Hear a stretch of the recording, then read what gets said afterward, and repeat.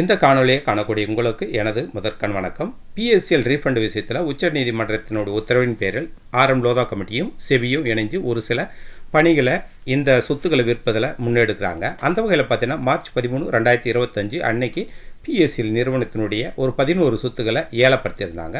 அந்த ஏலம் கேட்பதற்கான இறுதி நாளாக ஏப்ரல் 7 அனௌன்ஸ் பண்ணியிருந்தாங்க. அந்த வகையில் பார்த்தோன்னா இந்த ஏலம் என்றைக்கு நடந்துச்சுன்னா ஏப்ரல் 21, 2025 அன்னைக்கு நடந்தது. ஆனால் எவ்வளோ தொகைக்கு போனதுன்றது இன்னும் கன்ஃபார்மாக தெரியல.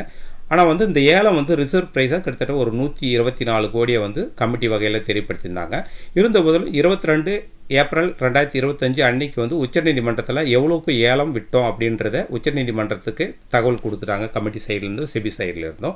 இந்த தகவலானது பொதுவெளிக்கு வரக்கூடிய நாட்களில் இதற்கான ஒரு அறிவிப்பாக கமிட்டி வெளியிடுவோம். ஏன்னாக்கா இதில் சேல்ஸ் சர்டிஃபிகேட் ப்ரொடியூஸ் பண்ணுவாங்க. செபி சைட்லேருந்து யாருக்கு விற்றுருக்குறோம் அவங்க என்ஓசி வாங்கி இந்த சொத்துக்களை உங்களோடதை ஆக்கலாம் அப்படின்ற மாதிரி என்ஓசி கொடுப்பாங்க. யார் ஏலம் எடுத்தாங்களோ அவங்க பேருக்கு. அப்போ தான் ஒவ்வொரு சொத்துக்களும் என்ன விலைக்கு போயிருக்குது அப்படின்னு நம்ம பார்க்க முடியும். அடுத்த கட்டமாக கமிட்டி ஒரு சில நடவடிக்கையை மேற்கொண்டிருக்கு. அந்த வகையில் பார்த்தோன்னா பஞ்சாப் மாநிலம் மொகாலி அண்ட் பதிந்தால இருக்கக்கூடிய குடியிருப்பு வளாகம், அதாவது பல் சிட்டி மொகாலியில் இருக்கக்கூடிய குடியிருப்பு பகுதியில் 611 சொத்துக்கள் இன்னும் விற்கப்படாமல் இருக்குதுன்னு சொன்னீங்களா. அந்த வகையில் பார்த்தீங்கன்னா அந்த இடத்துல குடிநீர் வடிகால வாரியம் மற்றும் எலக்ட்ரிசிட்டி இதெல்லாம் மறுசீர அமைப்பதற்கான வேலையை கமிட்டி தொடங்கியிருக்காங்க. இதுக்காக பார்த்தோன்னா ஒரு ஒப்பந்தமும் விட்டுருக்காங்க. கிட்டத்தட்ட ஒரு 90 கோடி ஒதுக்கி இந்த குடியிருப்பு வளாகம் ஃபுல்லாகவே பராமரிப்பு பணி மேற்கொண்டு 611 சொத்துக்களும் நல்லா விற்கக்கூடிய நிலைக்கு கொண்டு கிட்டத்தட்ட ஒரு 6 மாதத்தில் நாங்கள் இதை ஏலப்படுத்துகிறோம் அப்படின்னு உச்சநீதிமன்றத்தில் தெரிவிச்சிருக்காங்க. கமிட்டி சைட்லேருந்து மாநிலம் மொகாலி அண்ட் பதிந்தால இருக்கக்கூடிய குடியிருப்பு வளாகத்தில் யாராவது பிஎஸ்சிஎல் நிறுவனத்தோடு தொடர்பு இருக்கிறவங்க சொத்துக்களை வாங்கியிருந்தீங்கன்னாக்கா கண்டிப்பாக கமிட்டி மேற்கொண்டு நடவடிக்கை எடுத்து அந்த சொத்துக்கள் மூலம் நீங்கள் ஏதாவது ஆதாயம் அடைஞ்சிருக்கீங்களா இல்லை குறைஞ்ச விலையில் வாங்கியிருக்கீங்களான்ட்டு விசாரணை மேற்கொண்டு பிறகு தான் அந்த சொத்துக்கள் உங்கள் கிட்ட ஒப்படைப்போம், இல்லைனா சொத்துக்கள் பறிமுதல் செய்யப்படும்னு சொல்லிட்டு ஒரு எச்சரிக்கையும் விடுத்திருக்காங்க கமிட்டி சைட்லேருந்து. அது மட்டும் இல்லாமல் கமிட்டி சைட்லேருந்து ஒரு பப்ளிக் நோட்டீஸ் கொடுத்துருக்காங்க. அதாவது 17/4/2025 தேதியிட்ட ஒரு பப்ளிக் நோட்டீஸ் கொடுத்துருக்காங்க. அந்த பப்ளிக் நோட்டீஸ் என்ன வகையில்னு பார்த்தோன்னாக்கா இதுவரைக்கும் பிஎஸ்சிஎல் முதலீட்டாளர்களுக்கு பணம் கொடுத்தல் சம்மந்தமாக ஒரு பொது அறிவிப்புன்னு வெளியிட்டிருக்காங்க. இந்த பொது அறிவிப்பானது ஏப்ரல் 17, 2025 அன்னைக்கு தான் வெளியிட்டிருக்காங்க.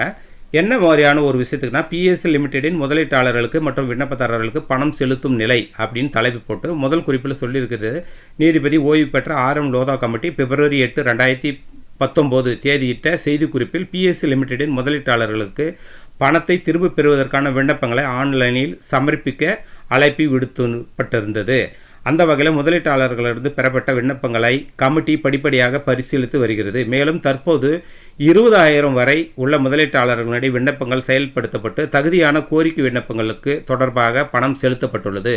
முதலீட்டாளர்கள் தங்கள் விண்ணப்பங்களுடன் பதிவேற்றிய ஆவணங்களை மற்றும் அதற்கேற்ப கணக்கிடப்பட்ட தொகையை சரிபார்த்த பிறகே பணம் செலுத்தப்படுகிறது அப்படின்னு முதல் குறிப்பில் சொல்லியிருக்காங்க.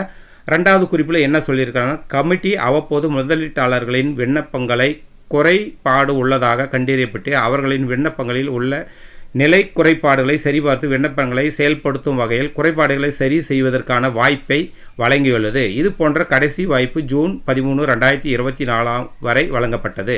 தற்போது உரிமை கோரலில் உள்ள விண்ணப்பங்களின் குறைபாடுகளை சரி செய்வதற்கான வசதி இல்லை.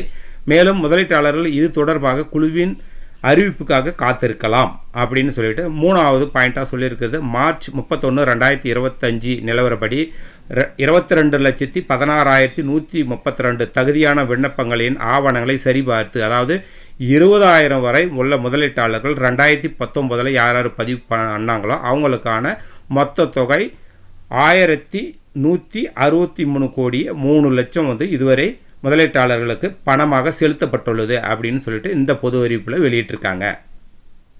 ஓகே நண்பர்களே, இன்றைக்கி பொது அறிவிப்பின் விஷயத்தை நம்ம பார்த்தோம். அடுத்த கட்டமாக என்னென்னாக்கா கமிட்டி மார்ச் 13, 2025 அன்னைக்கு பொது அறிவிப்பின் மூலமாக வெளியிட்ட 11 சொத்துக்களுடைய ஏலம் எவ்வளோ ரூபாய்க்கு போயிருக்குது, அந்த கிடைச்ச பணத்தின் மூலமாக அடுத்த கட்டமான பேமெண்ட் எவ்வளோ வரைக்கும் எடுக்க போகிறாங்க அப்படின்றத கமிட்டி கடந்து நமக்கு தகவல் கிடைக்கிற வரை நம்ம காத்திருக்கு தான் செய்யணும்.